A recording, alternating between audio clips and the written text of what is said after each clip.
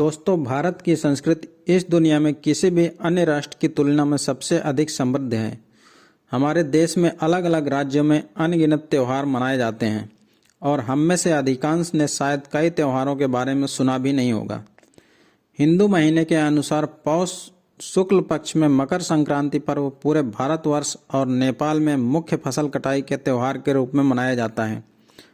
हरियाणा और पंजाब में इसे लोहड़ी के रूप में एक दिन पूर्व 13 जनवरी को ही मनाया जाता है। इस दिन उत्सव के रूप में स्नान दान किया जाता है। तिल और गुड़ के पकवान बांटे जाते हैं। कुछ लोग गिल्ली डंडा खेलते हैं व पतंग उड़ाते हैं। मकर संक्रांति मनाते सब हैं, पर ज़्यादातर लोग इस पर्व के बारे में कुछ नहीं जानते हैं। तो आइए जानते हैं मकर संक्रांति के बारे में कुछ रोचक बातें। सौर कैलेंडर के अनुसार एक वर्ष के बाद सूर्य हर साल 20 मिनट देर से उसी स्थान पर आता है, जिसका अर्थ है कि आकाश में प्रत्येक 72 वर्षों के बाद सूर्य को एक दिन अतिरिक्त चाहिए। यही कारण है कि मकर संक्रांति कभी कभी 14 जनवरी से 15 जनवरी तक चलती है। मकर संक्रांति मुख्यतः सूर्य पर्व के रूप में मनाया जाता है। इस दिन सूर्य धनु राशि से मकर राशि में प्रवेश करता है। एक राशि को छोड़कर दूसरे में प्रवेश करने की सूर्य की इस विस्थापन क्रिया को संक्रांति कहते हैं।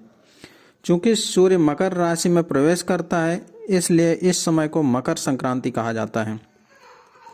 इस दिन सूर्य दक्षिणायन से अपनी दिशा बदलकर उत्तरायण हो जाता है, अर्थात सूर्य उत्तर दिशा की ओर बढ़ने लगता है, जिससे दिन की लंबाई बढ़ती है और रात की लंबाई छोटी होनी शुरू हो जाती है।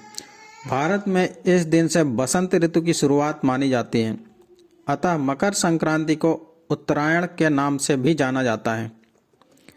यह भारत के लिए शीतकालीन संक्रांति और महीने की सबसे लंबी रात के साथ महीने के अंत का प्रतीक है।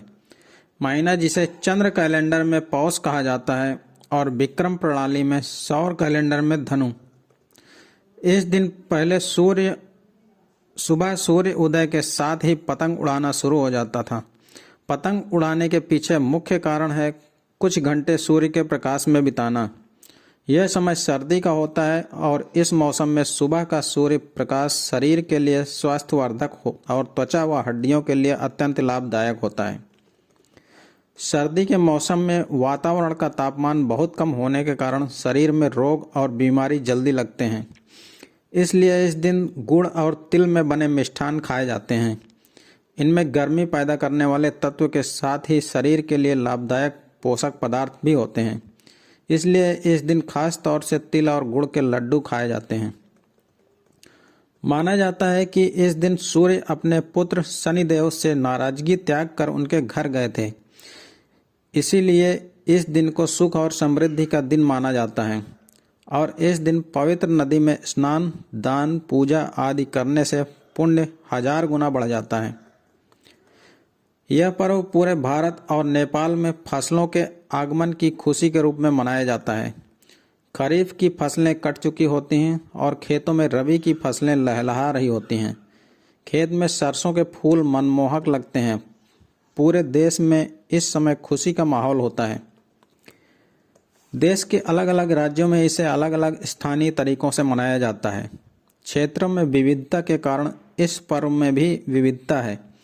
दक्षिण भारत में इसे पोंगल, उत्तर भारत में लोहड़ी तथा मध्य भारत में इसे संक्रांति कहा जाता है।